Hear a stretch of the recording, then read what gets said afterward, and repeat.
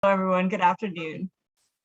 My name is Robin Brown. I am a member here at Toronto Group, the Board of Directors, and it's my pleasure to welcome you to a panel on commercial real estate as a vehicle for inclusive development.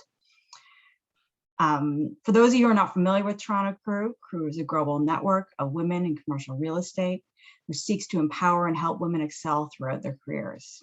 I would, of course, like to thank all of our sponsors for helping us facilitate important and relevant discussions like this. I would also like to highlight some upcoming events. On November 18th, we are going to be celebrating our 25th anniversary and holiday celebration. We hope you can join us. Registration is open. We also have an upcoming Toronto Crew Coffee next Tuesday.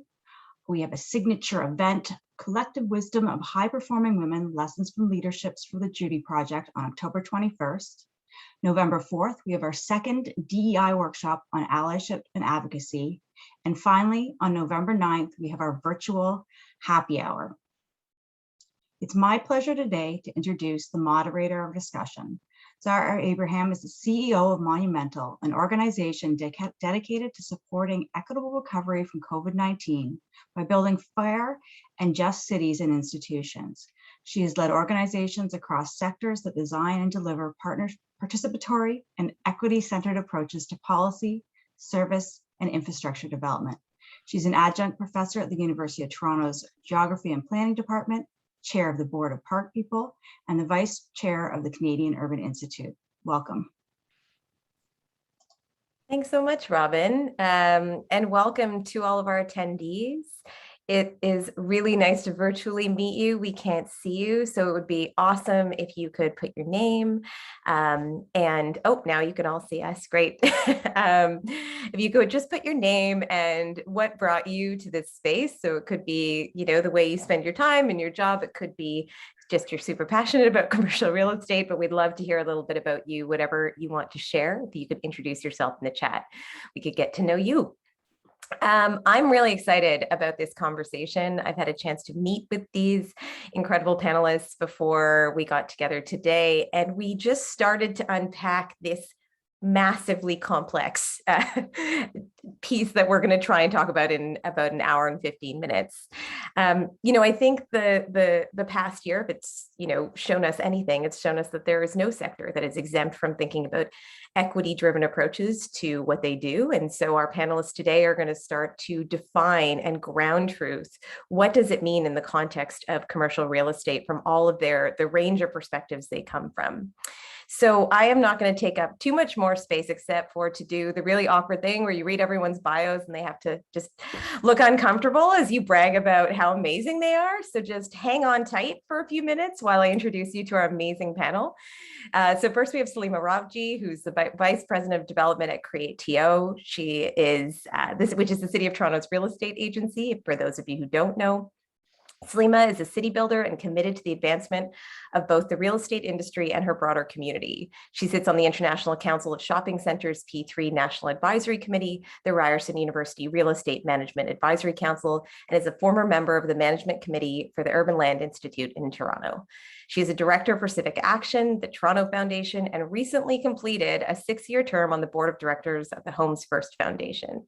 Salima is a Women's Leadership Initiative champion, a 2010 Diversity Fellow, and holds an MBA from the Rotman School of Business at the University of Toronto. So welcome, Salima.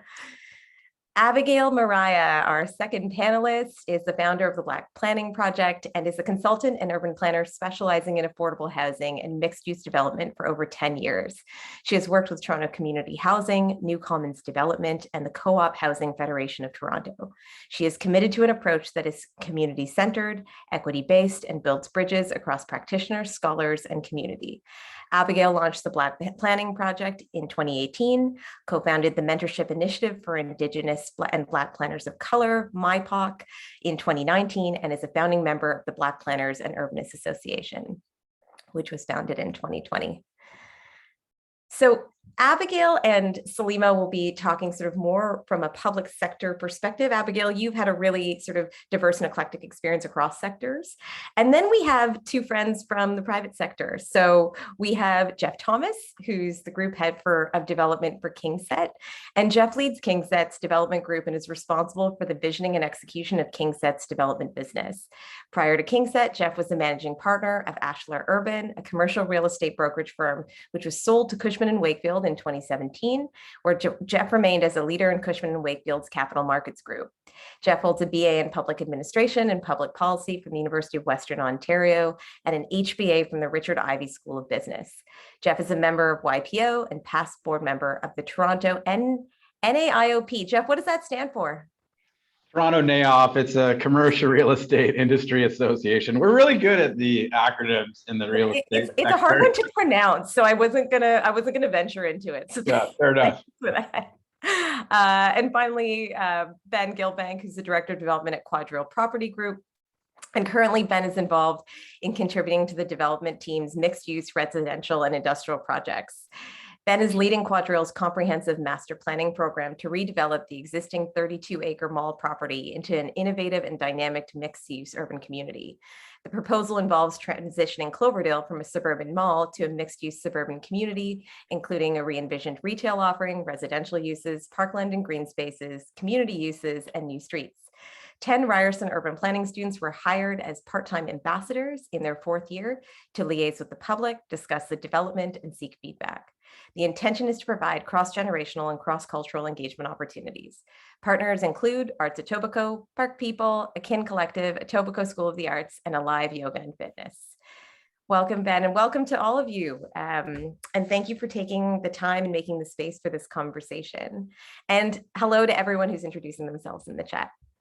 So what I thought we would do to start is just ground ourselves in kind of just deconstructing what is inclusive development. I think for those who are interested in more equity-centered approaches to how we build our city, this is a term that's been thrown around for a long time. We know that for some people it's very new. And this sort of inclusive development, you know, the narrative and the work around starting to integrate whatever inclusive development is has just started in the last 1.5 years or 2 years. So I'd love to go around, give you each 5 to 7 minutes and have you just speak a little bit about what does inclusive development mean to you and how does it inform your work as our starting point for the conversation. And so Salima, I thought I would start with you if that's okay. Sure, absolutely. So maybe I'll talk about what inclusive development is in my mind, how it informs our work, and then I can give an example of something I'm currently working on, which is I think I'm hoping a leader in the space and hoping and inspiring to others in the space, which when I think about inclusive development, I think it means to consider everyone as broad as possible in the work that we do, to make space to listen to those conversations, to try to bring those perspectives into the work. And then I think what's really important around this is balancing that with business models that can ensure sustainability. So the mindset of making space for all in the communities that we work. I often think about this or talk to our team about leaving a neighborhood better than we found it. So, and that really means that we have to be open to all perspectives, which requires listening and where possible, bringing those perspectives in, like I said, but being really honest about what can work and what can't work.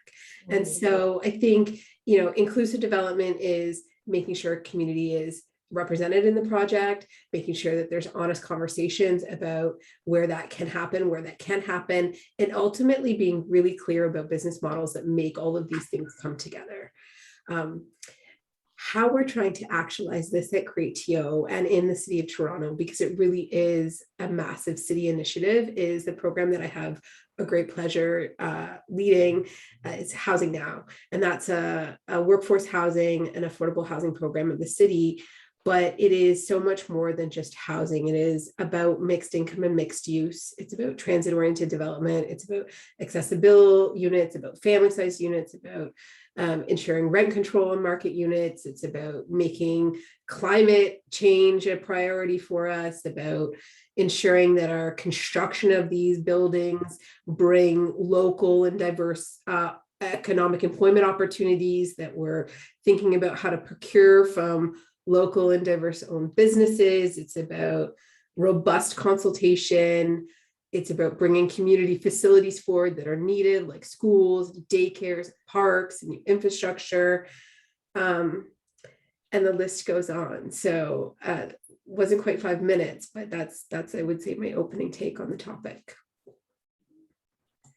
Yeah, it's a great, there's so many great frames in what you said. And the piece that I really love is the way you're thinking about inclusive development, not just as what goes on the ground, but the process to get to what's on the ground, right? And balancing out pieces like procurement with, what the bricks and mortar actually look like, which feels like a very natural transition to Abigail to talk about sort of process and Abigail, can I throw it to you to speak to us for a few minutes about your perspective? Sure. Good afternoon, everybody. Yeah, and thanks, Salima, for how you sort of frame things and starting us off. When I know we're asked to kind of hone in on one aspect, and when I think about like planning and development of spaces, I tend to think of things in the frame of people, the specific place, and then also practice or how we engage in that work. And I say that because I feel like there's a real strong, it's really important to kind of focus on people and how we engage with them. And this helps us to understand place better. And hopefully, ideally, this informs how we do development, how we engage in our practice. But because I've been asked to focus on one, I'm going to try to focus on the people aspect as much as possible. And I would suggest that it's probably, I think it's one of the most important elements, thinking about people, because community is so place-based, it's so tied to how people experience place and how we also shape spaces. And so I think at minimum, it's important to understand some of the dynamics of place. And that's usually things like the history, the context, the networks, like what's actually happening there. And who better to help us understand that than the people who are actually coming into the places, for those places that are, so let's say it's a greenfield development, or those who exist there already.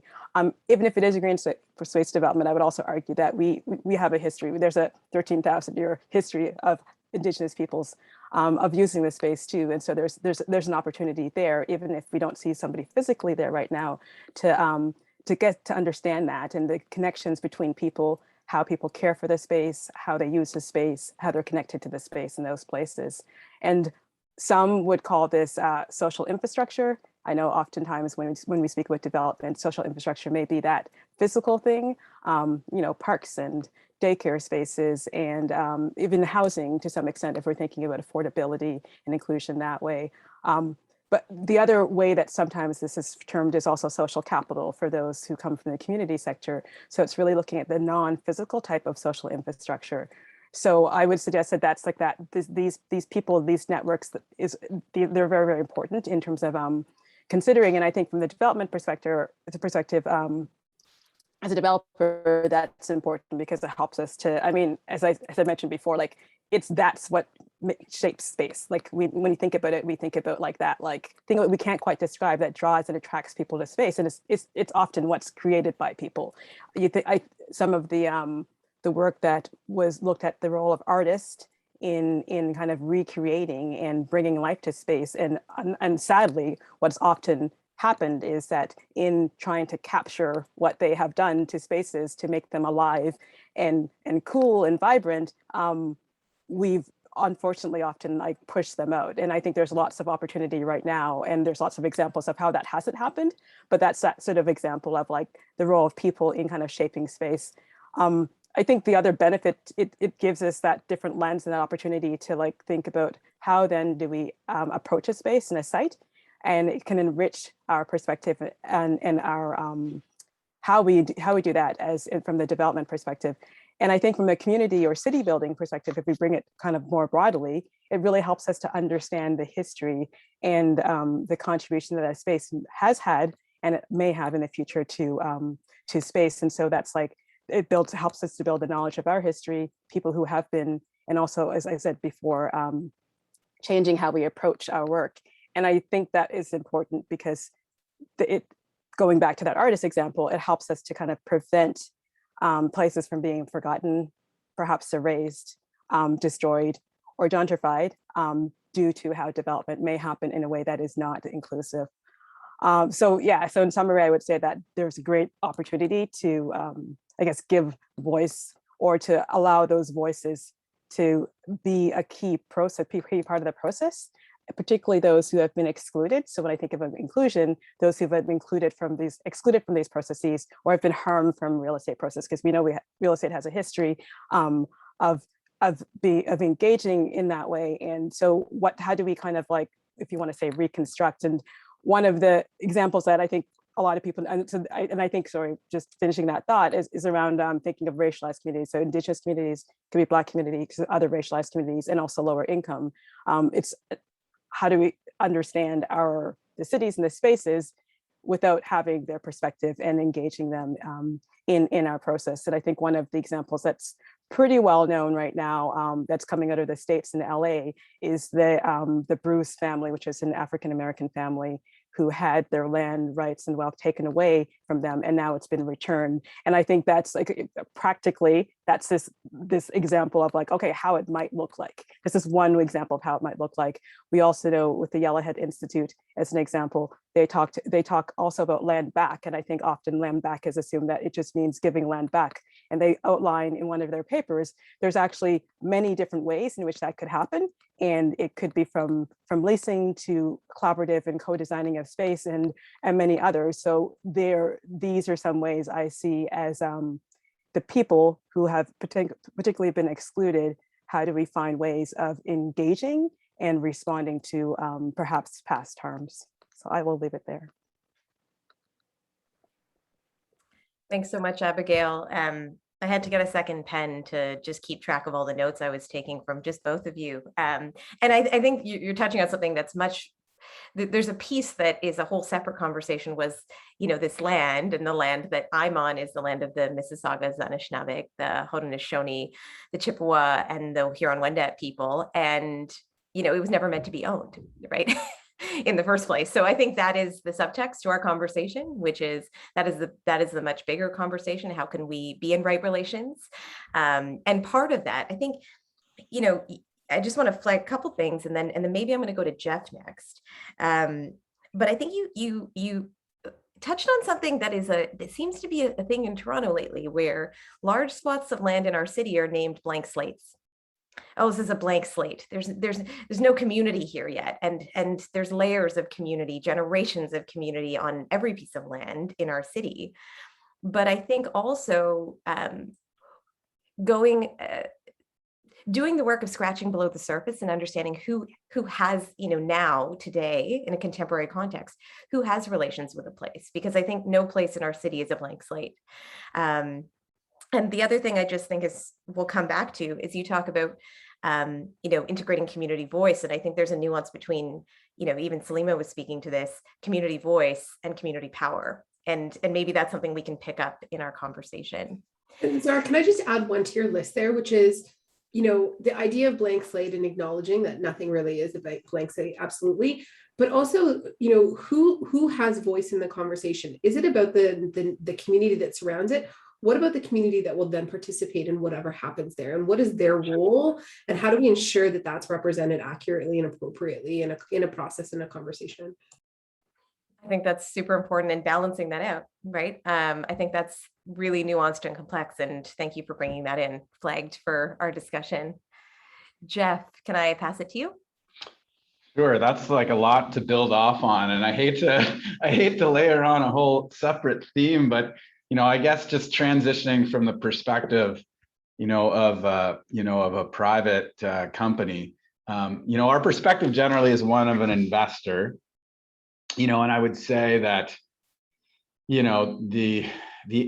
what our customers want, meaning our investors, is, detailed attention to these issues and a plan about how we're approaching them. And so we've built a foundation on everything that we're doing for all of our funds and strategies in order to give more transparency, more inclusivity. And our investors are increasingly asking for, for better visibility into all that. So I think it's really exciting to see that, you know, capital is asking for those things, and they're getting rid of managers who aren't paying attention to those things. And, you know, I think that's a critical part of changing, you know, putting all of the issues that you just highlighted, you know, front and center to make sure that they're being addressed. And, you know, some of our institutional partners will now show up with sort of a schedule that says, you know, what are you doing on these issues? Or have you at least thought about it? You know, this should be on your radar. So I think that's helpful.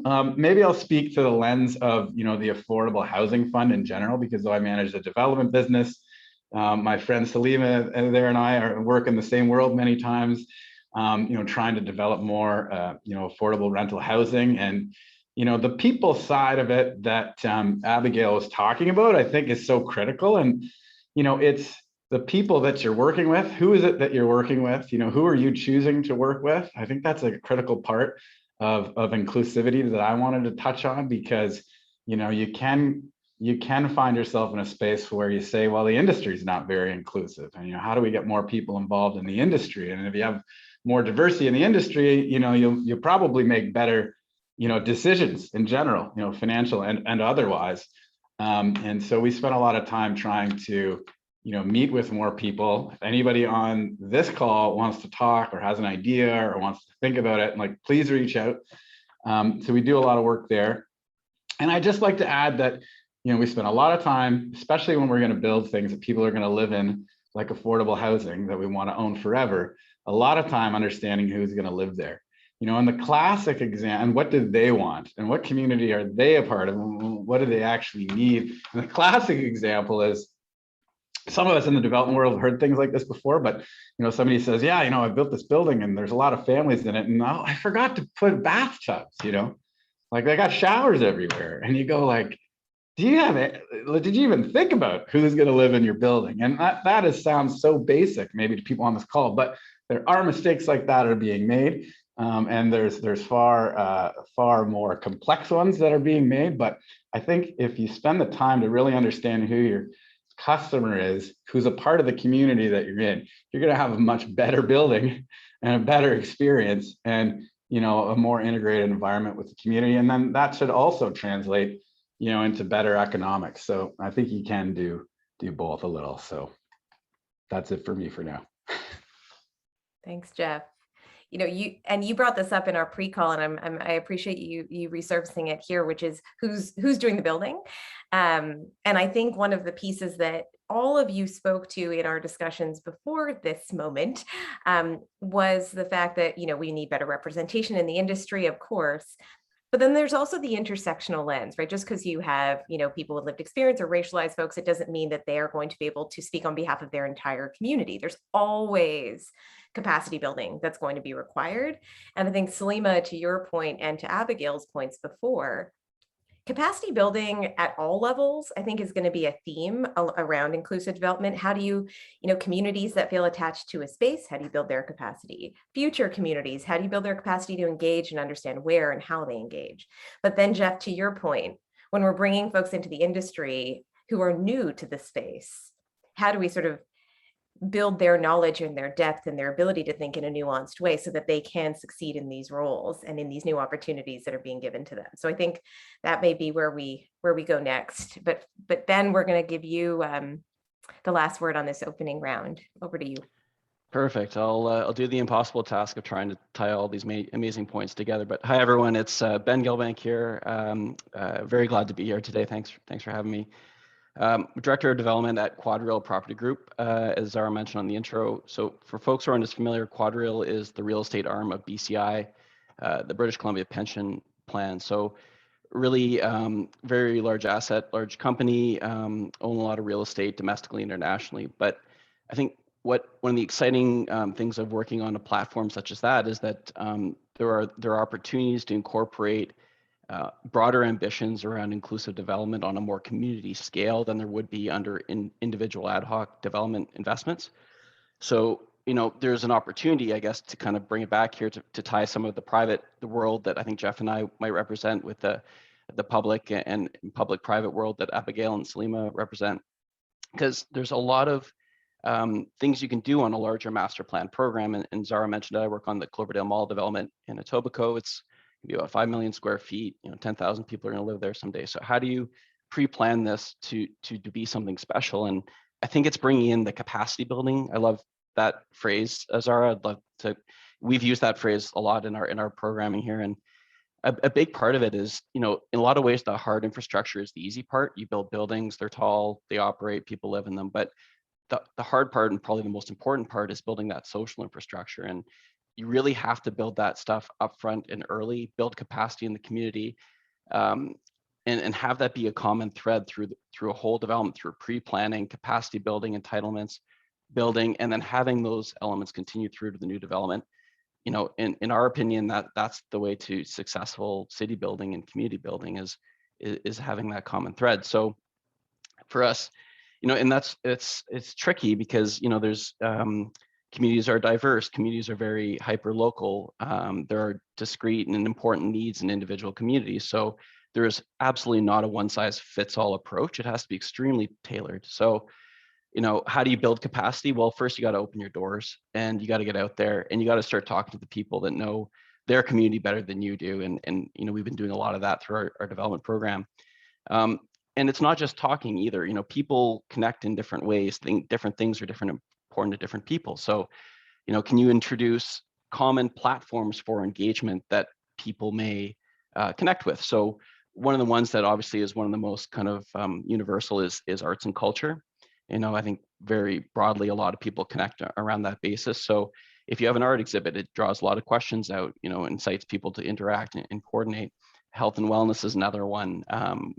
We were doing yoga classes, we were doing seniors fitness classes in our space. And then there's, obviously just general, local nonprofits, local charities and so forth that need space to run whatever programming they're doing. Anyway, there's a tie between successful real estate development in the long term, because again, this will be massive projects, and I know Jeff and his team and a number of other private developers have some of these large projects like the Cloverdales of the world in Toronto, and frankly, they're just great opportunities to introduce strong social infrastructure early, have that be a part of the thread, and create spaces that people want to live in someday and support equitable and inclusive environments and sustainable environments. So I'll pause there. I'm sure there's a lot more to break off, but I'll leave it for now. Thanks, Ben. And what I'll say is, I think you touched on a piece that often gets conflated, and I think we need to tease apart as we think about inclusive development, which is arts and culture. And so arts is one thing, and then culture. When I think of it, I think of cultural competency, right? I think of the Eid Bazaar that happens in Thorncliffe. I think of Diwali celebrations that are coming up very soon in communities. In the process of development, hearing that space is going to be created for them to do those things too, right? So there's especially in a place like Toronto, a cultural competency lens on our development is so important. I wanted to just quickly shout out to all of our attendees to say, use the chat. You can tell me what to ask. We are going to have a formal Q&A at 1 o'clock, but if you have a hot pursuit on something, please jump in and I'll read it out and bring it into the conversation. And then let's all, our panelists here, maybe let's all model Slima's behavior at the start, which is just jumping in, which is so great. So if I could invite you all to get off mute so we could chat and hear each other's ahas and ums in between comments, that would be great. So maybe what I'll do is I'll just ground us back in this conversation on capacity building, because I think that there's a lot to speak about there. And it seems like a common starting point, like it's a place we all agree is necessary. And so I think, can I put it out to you to talk a little bit about how that shows up in your work, whether it be, Abigail, in your part of your framing, which was understanding the context and history of place and the right relations with the people who feel connected there, all the way to folks who are working at your organizations, all the way to like bringing in new voices. Like, what does capacity building look like in your different contexts? I don't know if anyone wants to start. Is there? I can start. Okay. Sure. I mean, I think it's a long road, right? And you have to have a roadmap. In our case, what we've been trying to do, and I see Vivian's question is sort of related to this, so I'll kind of maybe try to answer hers at the same time. So I think what we found is So in my own experience, I didn't come from Toronto and I came from a blue collar family, but, as I learned in life, being a white guy is like, it's a different experience entirely. But I would have considered myself as an outsider, even though today I realize that may not be directionally, correct. But, what insiders get is they get access to people, they get mentors, they get to see how things are done, and they get to see a path of where to go to next. So one of the things that we've done, is we've partnered, with an organization. We have a mentorship program. It's not only with real estate, but if you are a racialized youth and you're just finishing high school or in university or have graduated, we took on 18 interns this year. So 18 senior Kingsetters put up their hands, said like, I want to be part of this. And the way it works is that, we're paired shoulder to shoulder with one of these people. And, we have like a kickoff event, you get to meet a bunch of people, and then there's somebody else who's in a professional world that you may or may not be want to be in, but, you can ask questions like, how do you network? And how do you, how do I get the soft skills that I didn't get in school? And it's been, I think, a really great experience for, a lot of the folks that have participated. And I think also for the Kingsetters as well. And just to make sure you open your eyes. And what it's done for me is just, to make sure my doors open, not just to, friends or kids of people I know in the commercial real estate universe, but if somebody, has a question or a thought or trying to figure out how to get from A to B, to spend some of my time on that. So I think in general, that's, a big part, what you have to do is build up the competency. Why don't I have 30 different Black developers to partner with today? I mean, I can't fix that tomorrow, but, over time, hopefully we can. Yeah, jump in, Abigail. No, go ahead. No, over to you. All right, okay. So yeah, I mean, I was just going to give an example, I think picking up with Jeff's last point there. So from my bio, like one of the areas I'm obviously invested in is not just because I'm Black, but that's because I've kind of moved in that direction too, is around investing and thinking about Black planners, Black individuals in development to get to that point that Jeff's saying, to have more people in more senior roles, because I found that when I was in the position to hire as a senior development manager, I couldn't find people who either were in the industry who had the relevant experience and so therefore could do the job that I needed them to do. And so how do we get there? So just wanted to respond to that, but I wanted to give an example, I guess. So, because it's great to talk about like community and community voice. And so what does that actually look like on the ground? So one example I'll give is actually from, it was just from a conversation this morning. So something I just learned about, so I know very little bit about it, but I thought it was a really great example.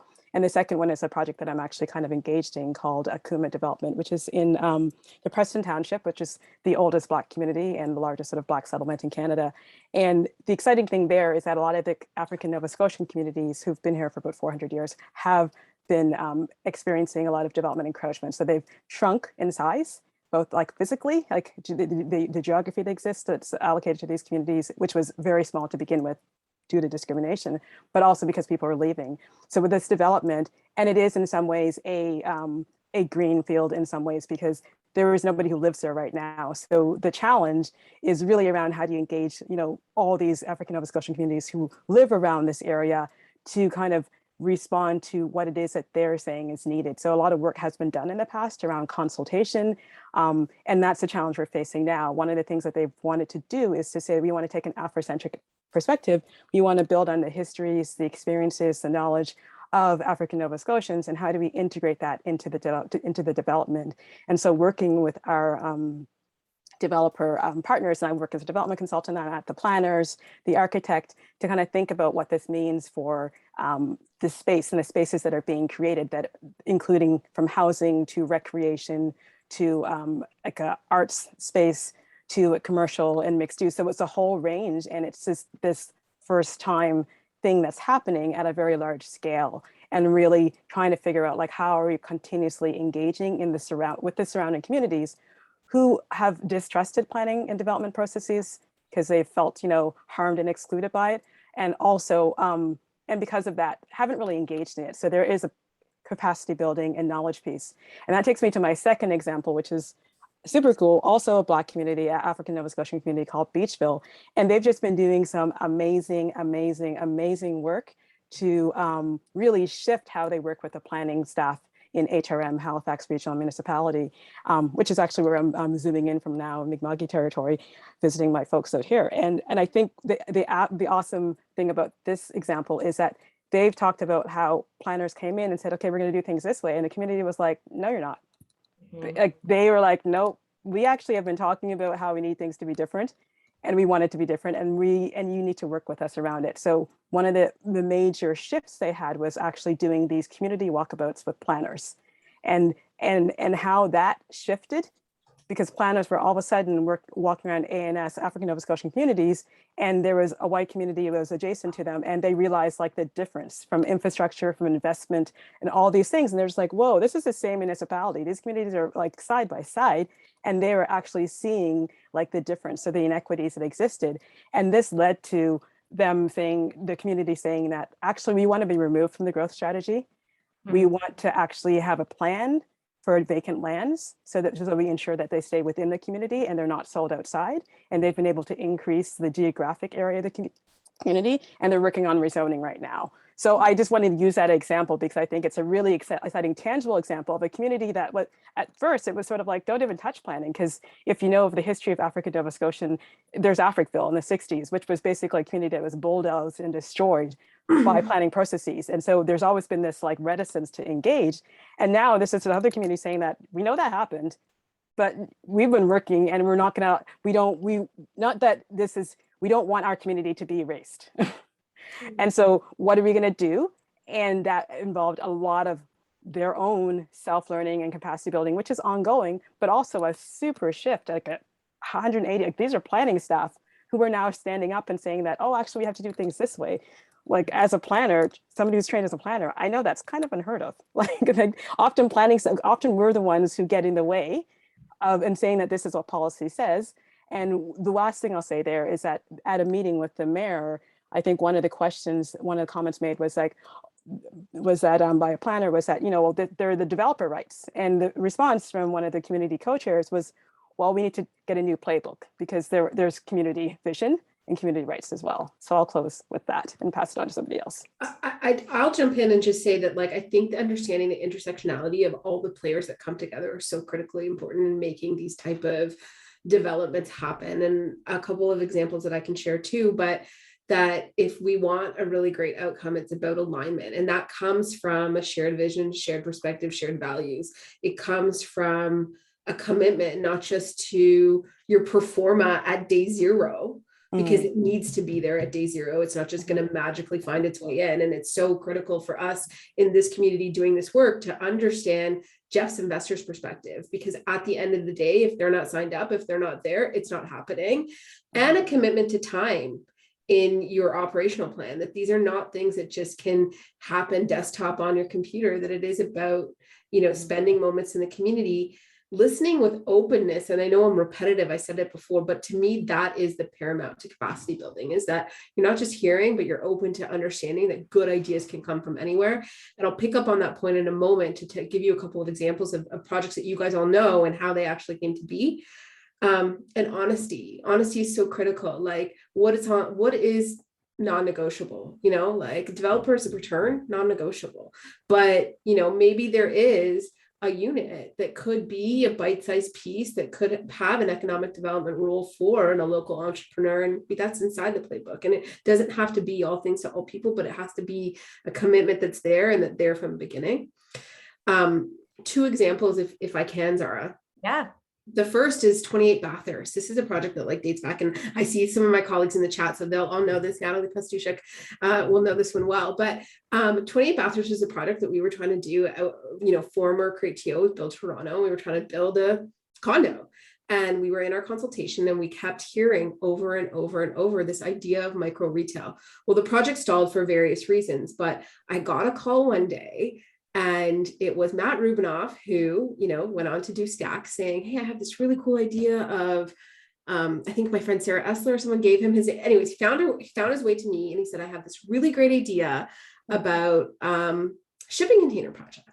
And normally that would have just been a like, okay, not for me, goodbye. But the community had said, we're really interested in micro retail. And so all of a sudden, that moment, completely unconnected, but we were listening and we were open to hearing perspectives and taking them seriously, not just showing up to check the box, turned into what you see today down at 28 Bathurst.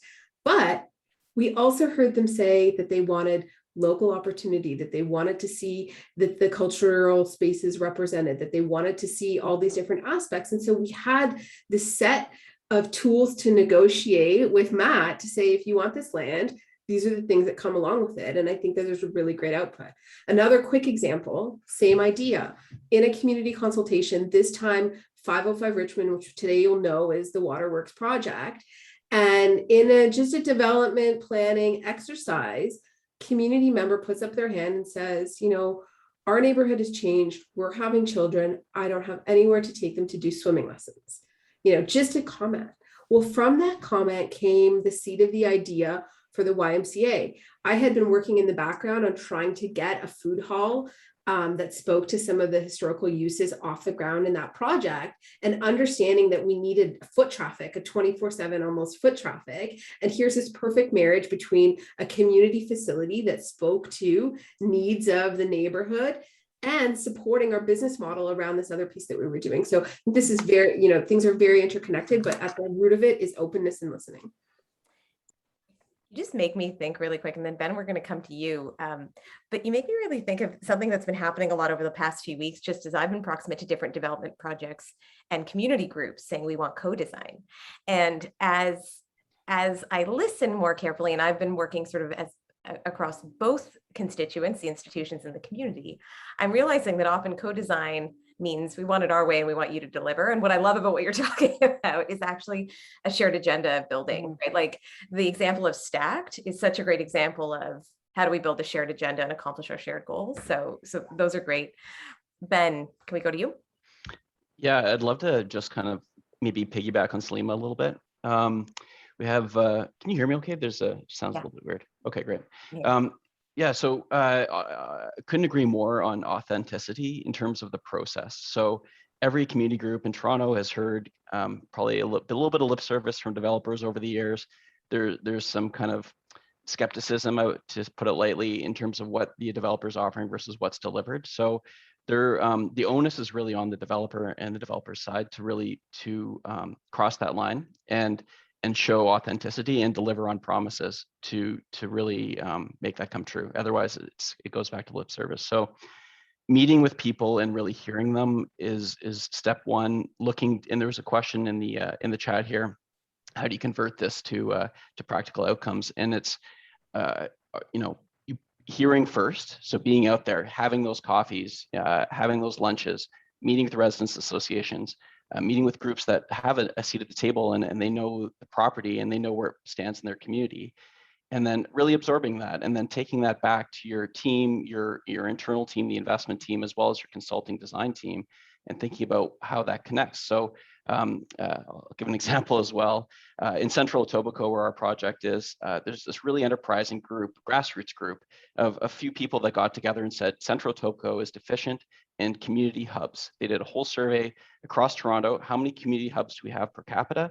And it's true, believe it or not, it's the lowest. So they went to Social Planning Toronto and raised some funds to complete a very detailed demographic report about a kind of a SWOT analysis, strengths and opportunities and threats and so forth, to community spaces. And they did a huge deep dive into what people need and where they needed it to start to develop themes. And now they take this around, and it's been blessed by City Council. Councillor Holiday took it forward and endorsed. So it's now kind of a framework for thinking about new community centers that may come through development in Central Etobicoke. So we've, I think, developed quite a good relationship with their executive team there, a number of coffees, a number of lunches, and we've hosted their AGM, I think, in our space at least twice. But they're fantastic people. Because again, we don't know, we're the developers, and like Salima said, there's a pro forma and there's objectives. So we have to connect the dots to people that know what's out there. So this report effectively amounted to a CSF, a community services facility study, informal, but that's kind of what it was. And we were thinking about these ideas of community spaces and how do we kind of square peg round hole, put things where we need them to go. And gosh, this report was so helpful for us to understand that, because themes that came up were seniors, utilizing the space as kind of a community meeting space, and seniors needed a place to go, congregate, social interaction, obviously very important. There was a lot of youth that actually didn't have youth drop-in classes after school. So often would end up the local Tim Hortons, maybe causing trouble, but there really was no outlet or a positive outlet for youth to be able to connect. There was one that formerly existed in the community, but unfortunately had been closed. So that was not available. There were groups that came to us that we got to know quite well from the arts and culture side, some city funded groups, some others, saying, look, we'd love to have some space here that's programmable, that's usable. So all this starts to get rolled up into a bit of a box, and really some of the answers that we think comes down to multifunctional community space that's available, because there's so many users that have so many desires. Our job as real estate owners and developers is we can provide a platform. Real estate is one of the most valuable commodities there is, because it provides a platform for what, human interaction, whether they're work, playing, living, everything. So let's create a space that's kind of a multifunctional community space. Partner with these groups. Again, they're the experts. They know what they're doing. They know who needs the space more than we do. And let's empower them to do the soft infrastructure, the hard physical space they're having. But all that but if we weren't authentic, and we are, to Salima's point, that group would say, you're not the right group for us. It's not the right party. And it has to be authentic, and you have to connect and say, look, this is mutually beneficial. We want to develop this sense of community here, and you need space to do that. So let's think about this together. And then design comes from that. It starts with the intention, then you can work through design. Larry, can I just want to lay something over on top of this, because we talk a lot about the planning process, and I think there's like a structural issue with the type of things we're delivering in Toronto, because we deliver a lot of condos. We have all these great discussions, and then somebody gives the plans to the marketing person. They go sell all the units, and then it's done. It gets built and it's done. Versus a rental building, when we're building that, the developer building a rental building has got to resell the unit every 12 months. You got to sell 350 units to the community that it's built in. And I find that the planning process has not given enough weight to the importance of community building that apartment buildings can create. And as Salima knows through some of the things she's doing, some of the process, requires developers to be a bit more inclusive than they might otherwise, but it's in the developer's interest to do this. And so we would do these things anyway. You want to know who the community is. You want to make sure there's bathtubs if you're going to rent units to families, because otherwise you're going to have units sitting empty. And so you want the building to be better. And, I think it's important to realize that the more rental product I think we build, especially in communities that have a diverse fabric, the better response we're going to get from the development community. Because if you don't address the needs, they're going to sit there empty. Of course, other things, affordable housing helps, create access. Like, that's a big part of it. But, rather than just let it sit in the drawer with some spaces reserved for parts of the community, I think, making sure, deciding who you think is going to be the building and whether or not they should be the building are the questions that you need to be asking as an apartment developer. That's quite a bit different than if you're selling condos. Not to say that all condo developers do it wrong. Like, there's lots of great examples, but the structure is quite a bit different. Yeah, and I think that places are made and remade, right? So that's also part of the issue, is that places are constantly in flux. They're not static. I'm noticing that it's 12:52 and we've done one question. So what I might do, and I know we have small topic. Yeah, small topic, capacity building. Everyone's good to clear their afternoons, right? Yeah. We knew, yeah. We're gonna go till dinner. But I just want to pick up. I'm looking in the chat, and Cheryl's brought up this great question around the financial models, but I think the entry point, maybe we'll take a step back before we go into that.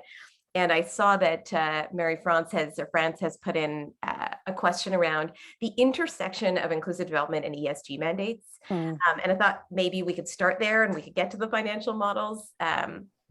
So to any one of you to start, how are ESG mandates kind of intersecting with in relationship to your inclusive development goals as an organization or even on a single project? Can I just do it quickly? Because, you know, going back to what I said before, condo developers generally aren't always supported by institutional capital. Yeah. And, you know, it might be they raise their money from friends and family, or it's generally people. I think that the institutional side is far further up the curve, you know, in terms of prioritizing, you know, what they will and will not invest in and having clear goals. And I think there are probably ultra high net worth families who are thinking very carefully about this, you know, what they will and will not do. But I think if you go back to, if we deliver 20,000 high-rise units a year, you know, and 15,000 of them are condos, you know, when you talk about what we're delivering, I think, you know, there's a lot of room for improvement. And I'll turn it over to Ben because he'll have strong views and they will have a policy around this stuff as we do. But it needs a lot of work, is what I'll say, outside of the institutional sector. Yeah, very, very strong view. Jeff hits on a key topic. It's really the investor's investment horizon that really kind of matters here. Condo developers, as we know, if you're a pure play, it's kind of you build, you develop, you sell, and unfortunately you move on. I say unfortunately for the broader community and network. So with the benefit of working with an institution that's got a longer term view, for example, Quadrille, my company, looks for 50 to 100-year investments on anything we do that we would call build to core. It changes your perspective. So you know you're in it. It's a financial performance, sure. Let's not kid ourselves. But at the same time, if you're owning it for 100 years, how do you make that a sustainable investment? And frankly, ESG objectives not only are the right thing to do. I mean, just putting that aside, are financially supportive over a long-term investment horizon. That's the end of this, you know. Some folks may have seen recently, Mark Carney was hired to run ESG investments for Brookfield. Major move, and he's on the record as saying he sees ESG investments as matching Brookfield Asset Management, one of the biggest asset managements in the world, companies in the world, matching the real estate private equity infrastructure investments in the long term. The Case de Depot, I think they're second largest in Canada after CPP, just announced last week they're divesting all of their oil producing assets, $4 billion, and establishing a $10 billion green energy fund. So major money is now seeing the benefit of this. So the key for folks on the call, maybe just for takeaways, is how do you triangulate those major investments to making meaningful social impact? So you have to hit E, S, and G. It's great they're put together, but they have to be dealt with individually. And so, you know, we're talking a lot about the social today. We could spend a whole nother webinar talking about environmental sustainability. That's obviously, you know, low carbon. We're looking at geothermal and district energy and so forth that are major projects. So anyway, I won't crack that one open. That's a whole other topic. But the social is growing, like, in a huge way. Like, people are adding specific questions about the social side of things to their thought process when they ask questions now, in a way that I would say that even a year ago is much different. And I think it's going to go there on the environment too, right? Like, we need leadership. And I think, you know, you guys are saying it from your seats and institutional investors. I think the REIT market, you know, you see people publicly report. RioCan has a whole section on their executive performance on ESG. And I think that there's a huge intersectionality. And yeah, I would agree with Jeff's comments about the private, you know, the private small condo money, but I think the industry is going to drag them there. And eventually it's, who do you want to be? Do you want to be a member of society, you know, or not? And I think that ties directly then to the question of Zara, is like, how does it intersect with every aspect? Ultimately, ESG is about the people.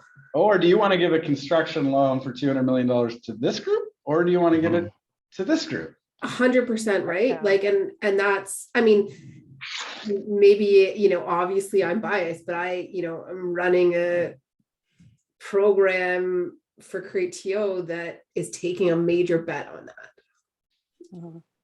And I think the other piece around is the governance piece. I always find it interesting in ESG conversations because As I understand it, the governance from an investor perspective and corporate typically is, how decisions are made internally, not necessarily any sort of, I guess, collaboration or shared decision-making models. And I kind of wonder, like, what space is there? I almost feel like that's like the next step of kind of the governance and the social working together. Like if we are talking about specific geographies or communities, what does that mean for their meaningful engagement? What does that mean for the being involved in decision making? And do we have models for that happening, especially when it comes to operations on the ground? And that makes sense for, both Ben, you talked about sort of like the long-term investment horizon, you talked about that as well, Jeff. I think those are critical. Like, so when we think operationally, what does that look like for in the process how decisions are made, but also once these assets are beginning to be operated,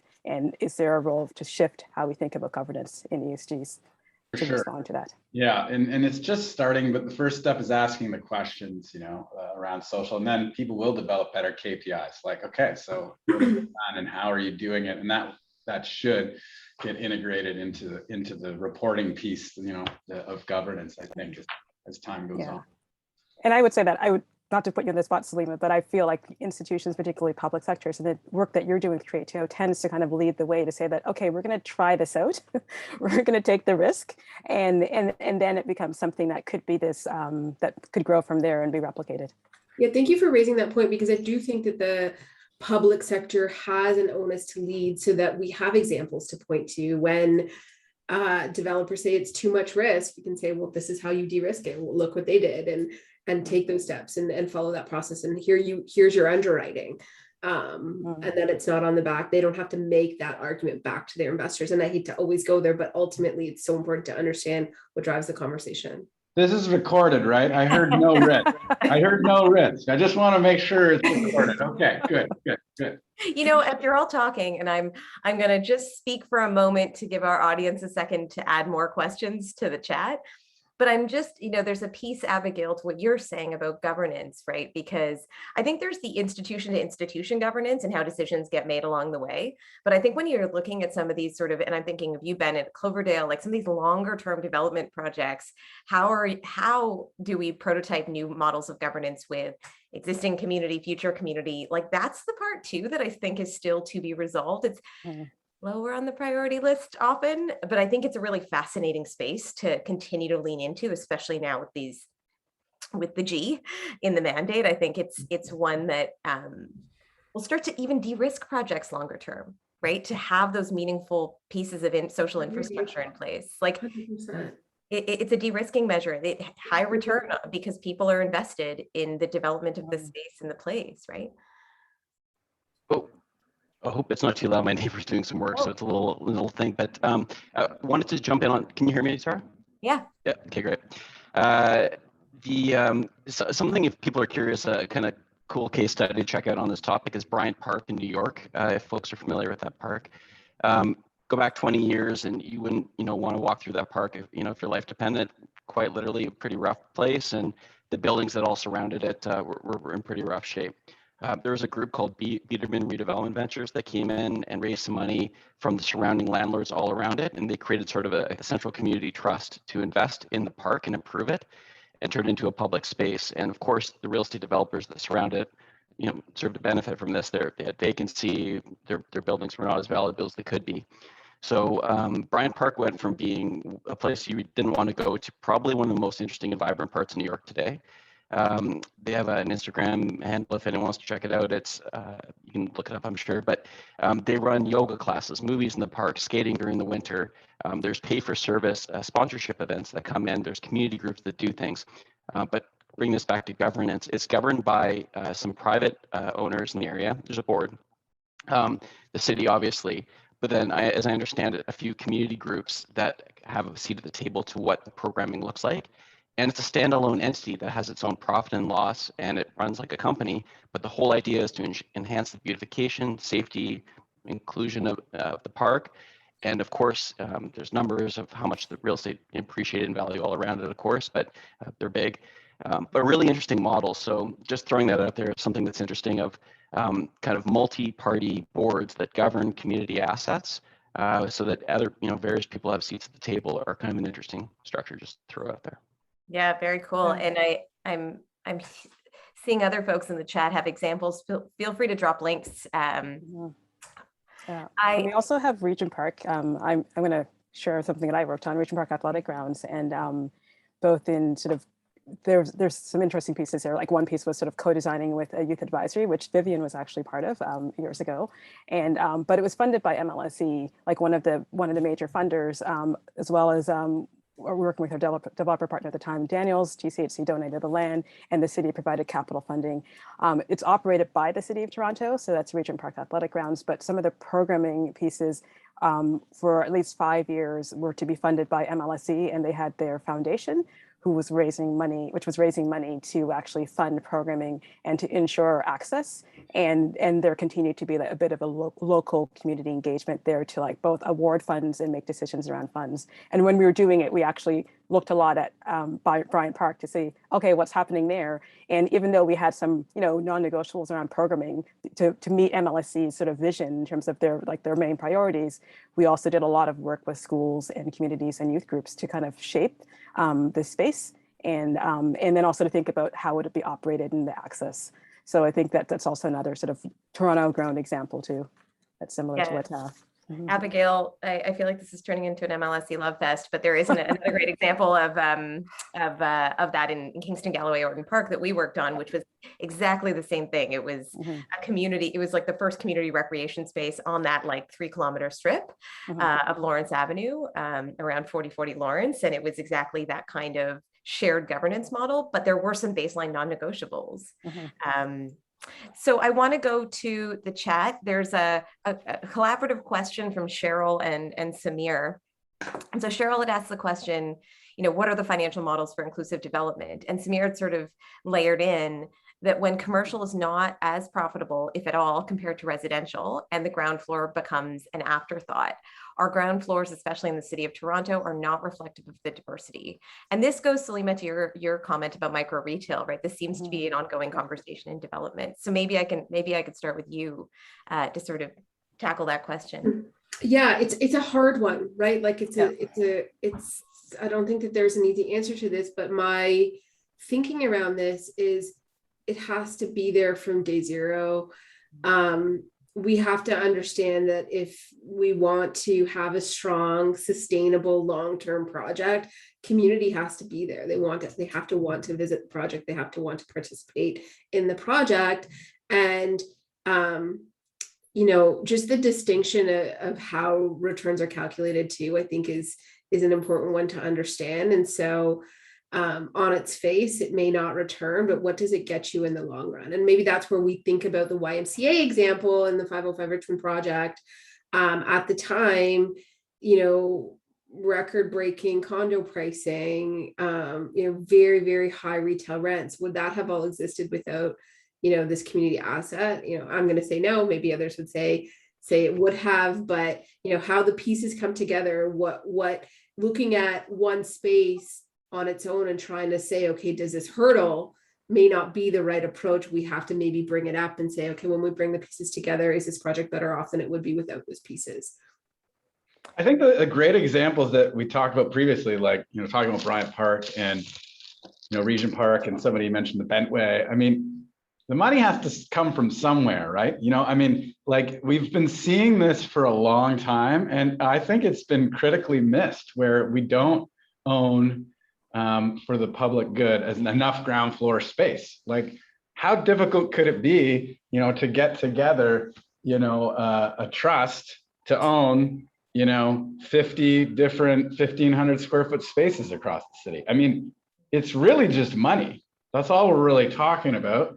So if they could do it for Bryant Park or the Bentway, I think it's a really interesting idea. But, by the way, as an investor, we can choose to do whatever we want to do or not do. But I've looked at enough development pro formas to know that you can't just keep tacking these things on. They're just going to be unsustainable. But nor do I think that it's really that great if there isn't some.